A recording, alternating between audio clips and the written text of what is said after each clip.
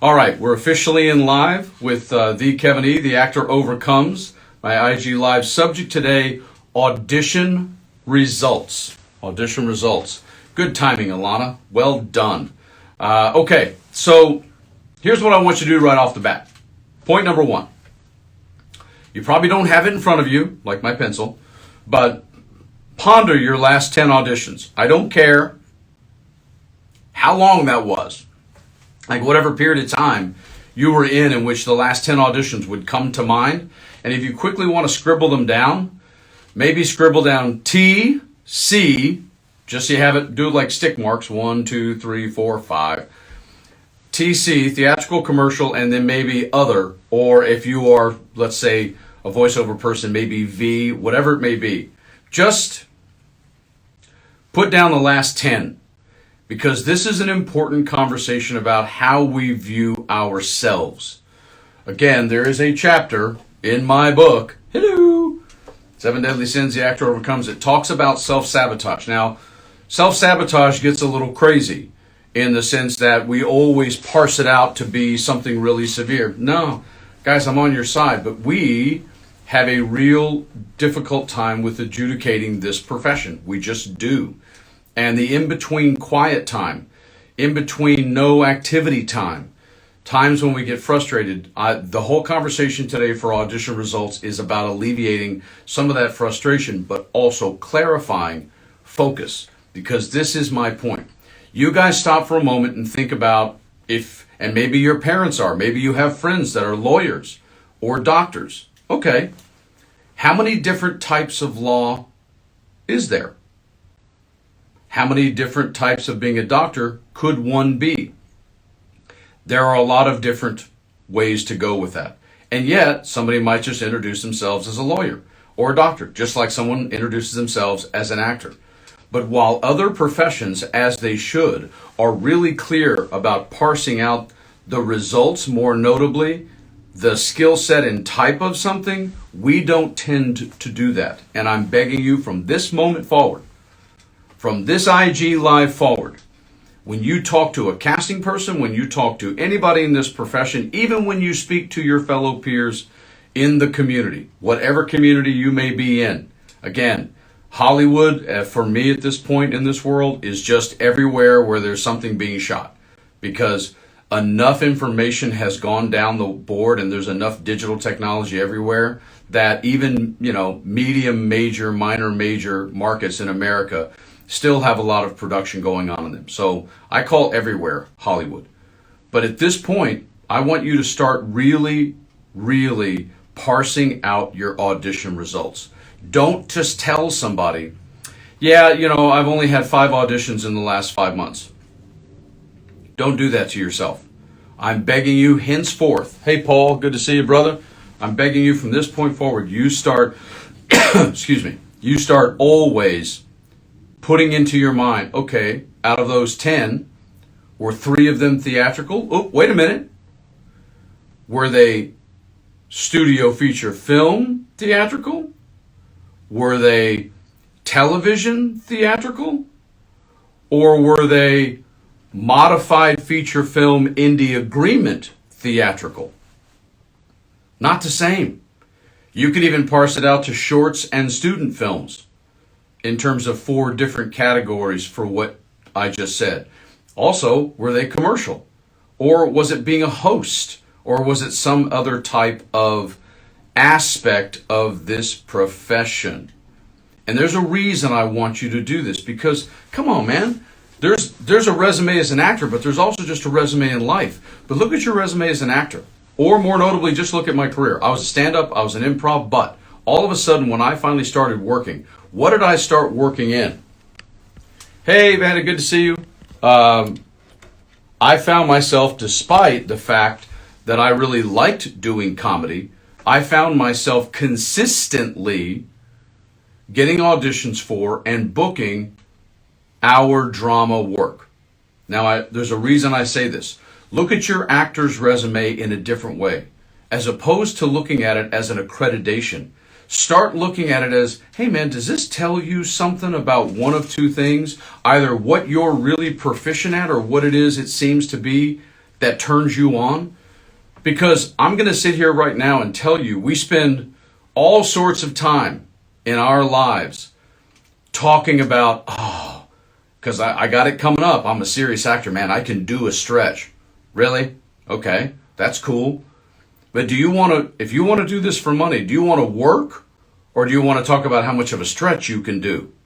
My reason for saying this is, if you start parsing out your audition results by the type of audition it was, start paying attention to when you get callbacks and you get booked.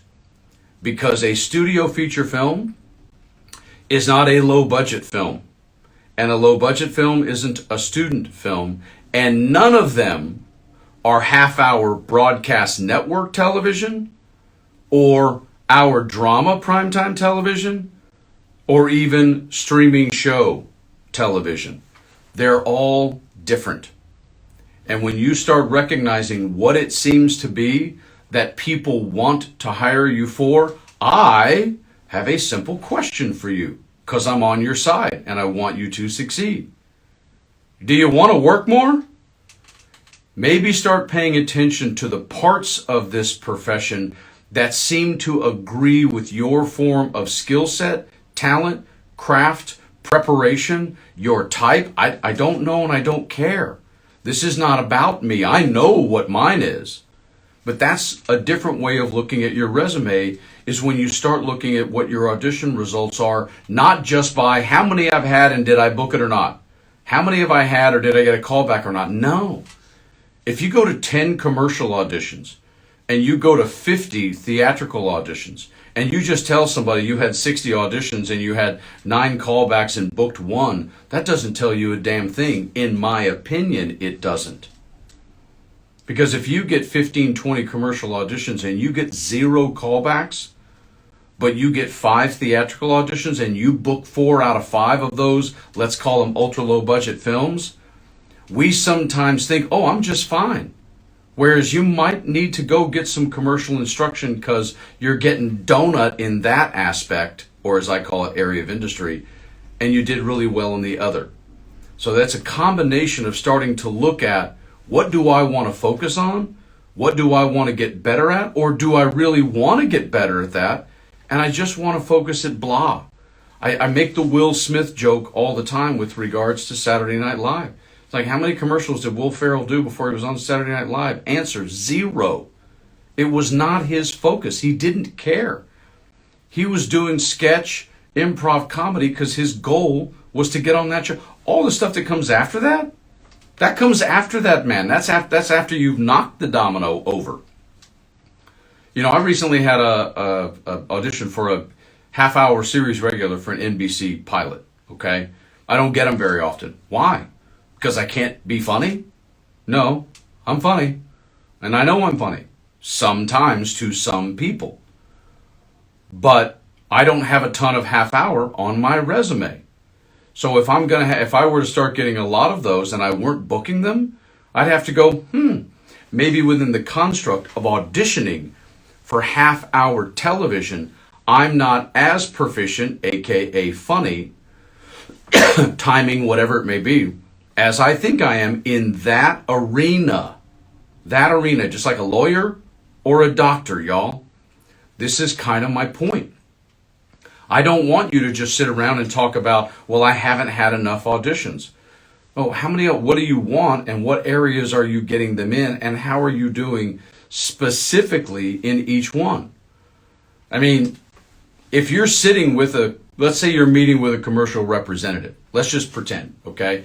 We're going to pretend right now. Ben Dukes, you have a meeting with a commercial agent. And you want them to represent you commercially. I'm going to flip the script on y'all, and we're going to do it this way. So let's pretend you ask them the question, Ben, how often typically do your clients get out? Here you go. And you're sitting with them having a meeting about becoming a commercial client on their roster at their representation company, be it an agent or manager, preferably an agency for commercials. Okay? And let's pretend they tell you, oh, our clients get out all the time. Yeah. We got people working on Netflix. We got people working in studio feature films. We got people working on ultra low budget. etc. Wouldn't you find yourself looking at them and saying, well, yeah, but what about commercial? Because I'm here to consider you and vice versa for commercial representation.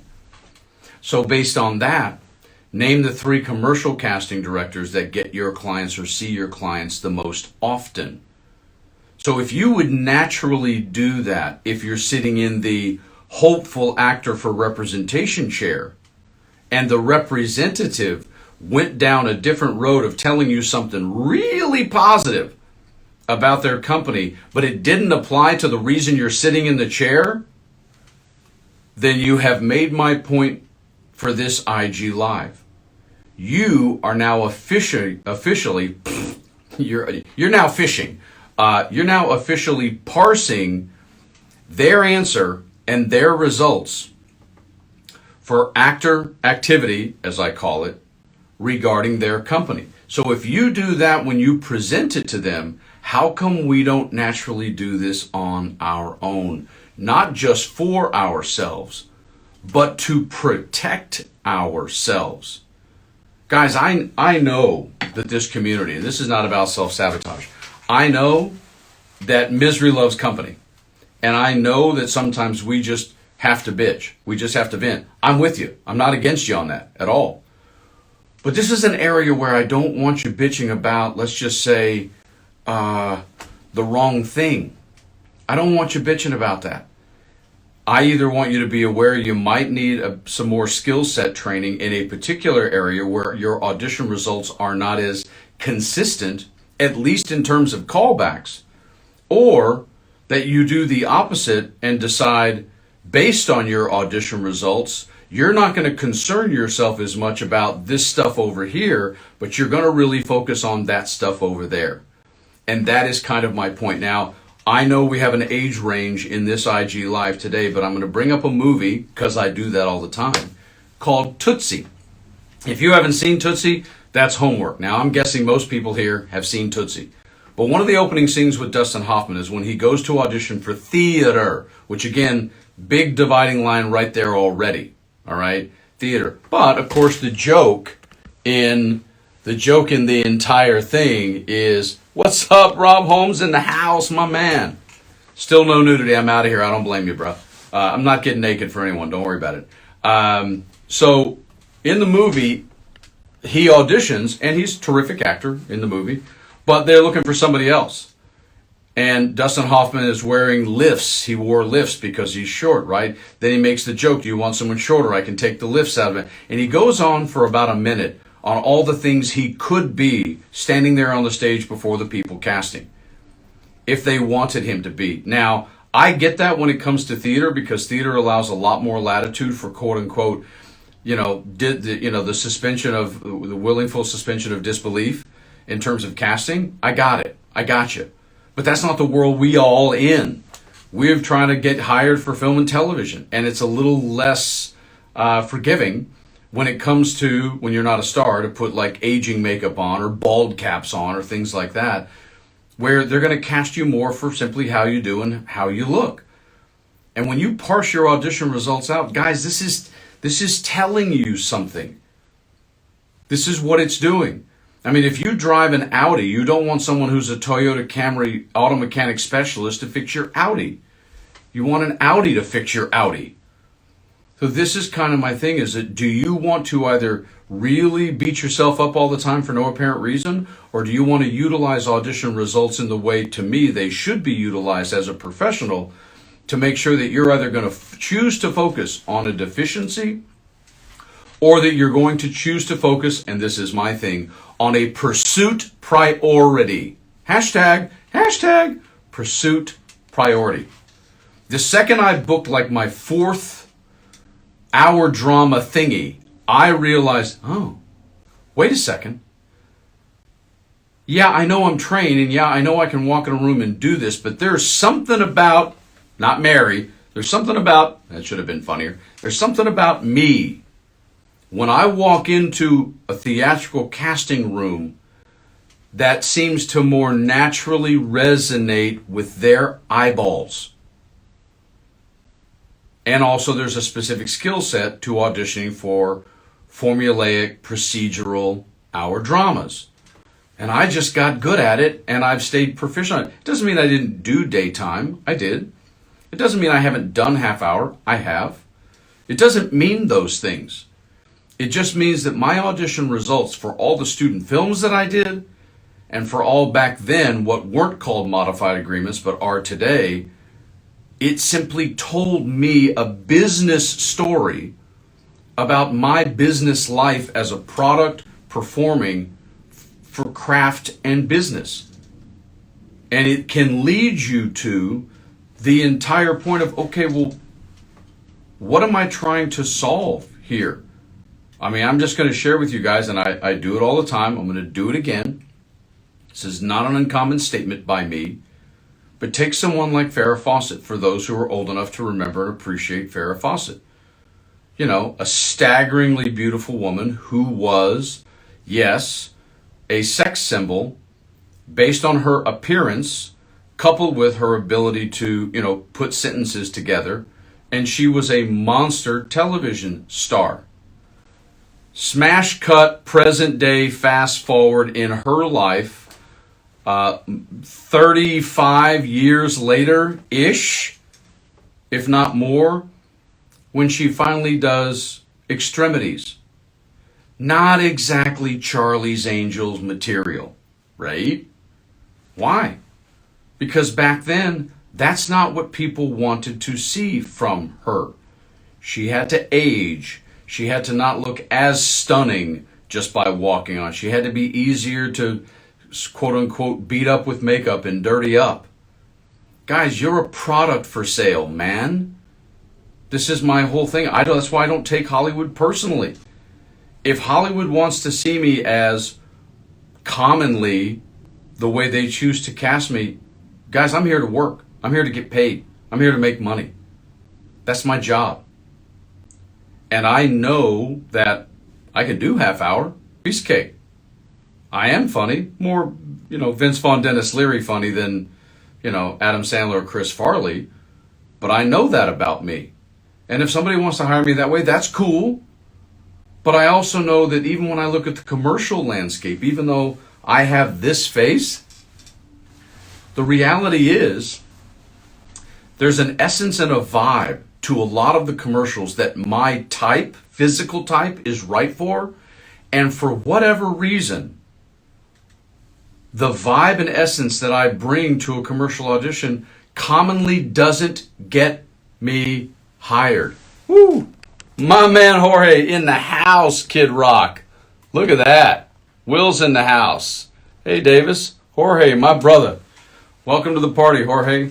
Tremendous writer has joined the group. My man from Resurrection Boulevard and from Queen of the South. Good to see you, bro. So this is kind of my point about parsing audition results.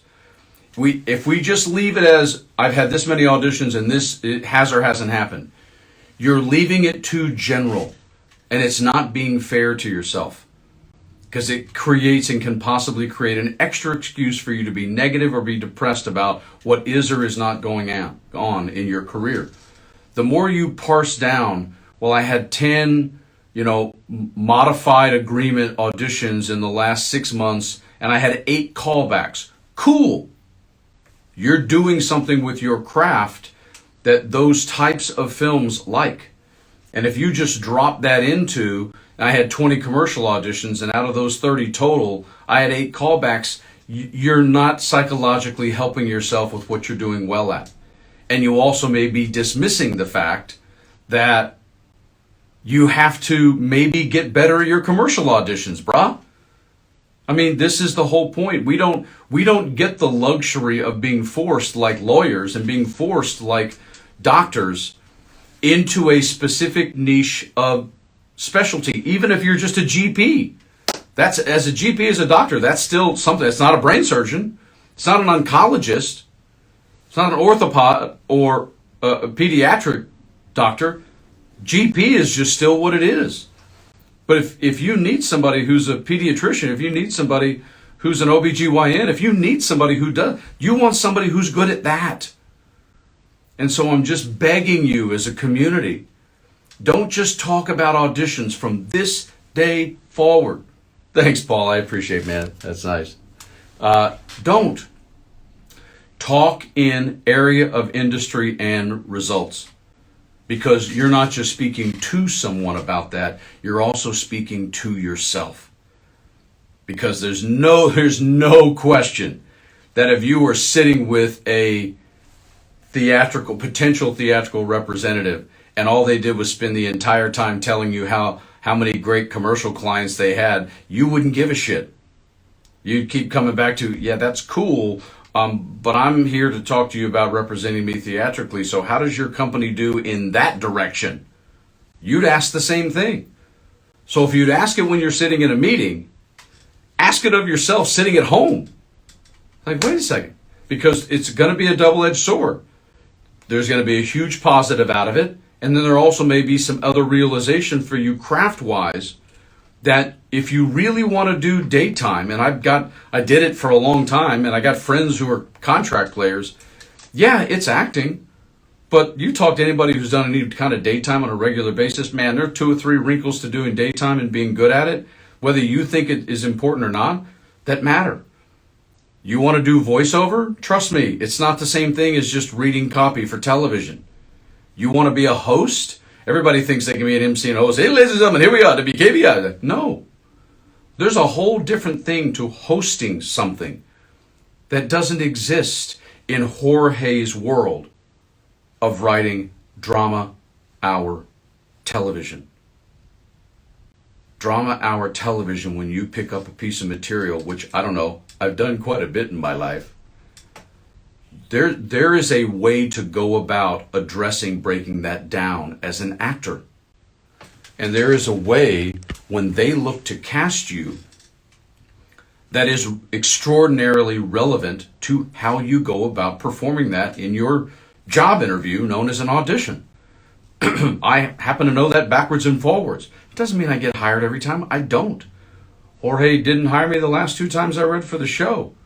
But I have a blast doing it, and I know I did solid work because I understand that part of this profession well, and daytime, and all that stuff. So it's a combination of knowing what you're naturally proficient at with your talent. Thanks, Ben. That's funny. Jorge's awesome, and he knows it. And he's worked his ass off to get to where he is. So he has more than John Houseman earned it. That's for sure. But I mean, this is the bottom line. So you can go back to one of my IG lives. This is important. Go back to one of my IG lives where I talked. It was about, I don't know, like 7 or 8 IG lives ago, where I talked about pursue versus accept. This is important. Okay, go back to that one and rewatch that. Okay, because there's a difference. We don't have enough time. We don't. None of us do. We don't have enough time to pursue all of the different aspects of this profession. We don't. And by the way, your representative doesn't have time to pursue, make efforts for you on every possible element of everything in this profession. I promise they don't.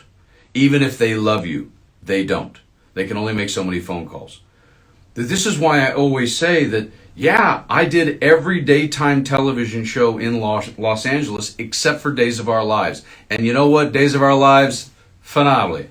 Whatever, doesn't matter. I'm joking, of course. But I recurred on General Hospital, and I did all the rest of them. But you know what I didn't do? I didn't pursue it. I let the process, as I call it, meaning your representative, get me an audition. And I accepted the audition, and then I accepted the job. But I pursue film and television, meaning all the research and marketing and phone calls and effort that I make that actors are not required to make. The whole conversation about audition results is that should tell you the difference between what you should spend your time pursuing and what you're more than happy to accept if it comes your direction. I'm not going to spend the valuable time that I have at whatever age and how much time that is. I'm not going to spend as much of it on something or an aspect of this profession that I don't seem to be getting as many results to Will Roberts, my man's in the house. Will Robert been so busy shooting everything that he can't even see straight. Second season of Studio City on Major Motion Pictures. Will, good to have you here, bro. So this is what I'm telling you. When you start paying attention, when you start parsing your audition results, that is your activity, your actor activity, telling you what you seem to either warm up to, what you seem to actually be really proficient at in terms of preparing and presenting in an interview. This is what parsing your audition results tell you. This is what it does. And I'm just sharing with you honestly. I mean, we're getting close to the end here, but I'm just telling you right now, there's an old joke, and it's not even a joke, it's actually accurate. If you take, certain types of therapy, which I have, that the therapist will say, do you want to be right or do you want to be happy? Okay, so I'm going to put it back to you guys. You want to be right or do you want to work? I get that that's what doing other stuff, that's what labor of love projects are for. If you want to go make your own short film, if you want to go do other things on stage, if you want to, whatever, that's cool. But if you want to make money at this profession, I got news for you. You might want to figure out what your niche is in terms of area of industry. And one of the best ways that the industry can tell you what that is by looking at your audition results and splitting them into sections that I just call area of industry. When you go audition for an hour show, I don't care whether it's CBS or Netflix, I don't care. Okay? It doesn't make any difference to me. But if you get a lot of commercial callbacks and book those a lot and you don't get callbacks on theatrical television, then you might want to look at what you're doing in the theatrical television world. Hey, Will, I'm going to bring you in real quick for a second, just a couple minutes in before I have to end this puppy. Here we go. I don't know really how to do this. Hey, Will, you got something real quick you want to say about parsing out audition results, my brother? I just wanted to come on and tell you you're doing a phenomenal job, and I know you're diligently getting out there, giving all your pearls of wisdom over the last 150 years that you've been doing. That's all I wanted to say. In regards to getting results for your auditions, I would just say in general, all the stuff, the information that you're giving people is stuff that people, you're right. Do you want to be right or do you want to work? Stop letting your ego, although it is a good portion of our industry, dictate what your next move will be. And folks, if you're listening to this and you don't know Kevin and you're just bumping into this, you should consider bumping into him every single day he's on, because I got to tell you, in being in this industry for 40 years, the best thing I can tell you is that I've devised a team of people who are much better at what I'm bad at, and put them together. And that means listening to people like Kevin E. West and really getting out there and busting through that learning curve, because there's a big one. But also, Will, one of the things, just, before we wrap this up in the next couple of minutes, and one of the reasons when Will happened to be able to make it here, because he's been so damn busy, that I wanted to bring Will into this, which obviously I don't normally do with my lives, is because of this. What you guys have to know about Will is he was a Cirque du Soleil performer. He's actually a professional magician. He actually is a professional roper. He does gun tricks. I mean, he would be the old AGMA union stuff kind of guy. Plus, he books commercials and books television and film. And so my reason for saying that is that Will knows when he gets a piece of material or gets a request to do something, it doesn't mean that we don't all have the talent and performer in us. But the whole point of this IG Live of Audition Results is there are small wrinkled differences in being proficient against people who only do that one thing that you're currently reading for. And this is why, rather than beating yourself up or thinking somehow that you're only, doing, 4 callbacks and 20 auditions, it's like, no, maybe you had 4 callbacks for the 6 voiceovers, and maybe voiceover is something you're really good at and might want to focus on more. And or if you want to get good at something else, don't just lump all that stuff into the same thing. I know Will doesn't, and I stopped doing that a long time ago. Yeah. And that's the psychological point of a lot of what I cover. Thanks, Will, for saying that. Yeah. Because if you don't break this profession down properly for yourself psychologically, you are going to wind up missing 2 things. One, you're going to beat yourself up too much for stuff that doesn't matter. And two, you might be missing out on the opportunity to really know what it is you lean naturally to do really well. And at the end of the day, Will feels the same way. I feel the same way. Man, I just want y'all to work. I just want y'all to find the place you want to be, bust your butt, and get hired to do it. Final thought, Will, and then you pop out for me and I'll wrap up. Yeah, just a final thought on that is that I couldn't agree with you more that, you know, I spent a lot of my years and still I'm in the tail end of doing what I call, you know, majoring in minors. Because I do, thing is that I do a lot of skills and that's an advantage. And I always tell every actor, the more skills you have, the better your odds are. It's kind of like gambling. You know how to do blackjack. You're going to probably do real well at the table at some point. But the point is that, you know, I have really taken away a lot of the clutter because you're right in the sense that, you know, we go after actors like we're like, what do you call it? A squirrel. We're like catfish. We grab anything we can get and just start chewing on it. And the problem is that, in my opinion, the success rate of an actor is based upon their confidence. And I'm telling you, obviously you have to have all your other shit in order, but your confidence level is the thing that will get you to wake up every day and go, all right, let's Correct. Because if you don't, you're going to wind up going, well, that was shit. That was garbage. And there's just so much you can take unless you're Kevin E. West or Will Roberts that you can be beaten up by and keep going. And that really it dictates a career actor. So there it is. Thank you, brother. I appreciate it. Good to have you in. Thank you for being here. Love you, brother. So to wrap up, guys, with audition results, let's just make sure that you utilize audition results from now on to put yourself in the position of understanding one of two things, either what you need or want to get better at if you really want to work in that aspect of the industry, or what it is you seem to be really naturally good at and that you spend more time pursuing that. Again, on this live, if you want to, this will be on the grid for a couple weeks. Go over to my YouTube channel at The Kevin E and subscribe there. You guys will find hundreds of videos there, and I'm always adding more content to it every week. All right, I have run a couple and a half minutes over because we had the awesome Will jump in as a surprise guestie on the show today. But again, I'll be here on, you're welcome, Michael. I'll be here on Wednesday and Friday. And next Wednesday after Memorial Day. So come in, 9 o'clock PST. Make sure you follow me here. Follow me on YouTube. You guys have an awesome day. That was Audition Results. Make sure you rewatch it if you didn't see the first 20, 25 minutes. All right, you guys, have an awesome Monday. We'll see you on Wednesday. Bye-bye.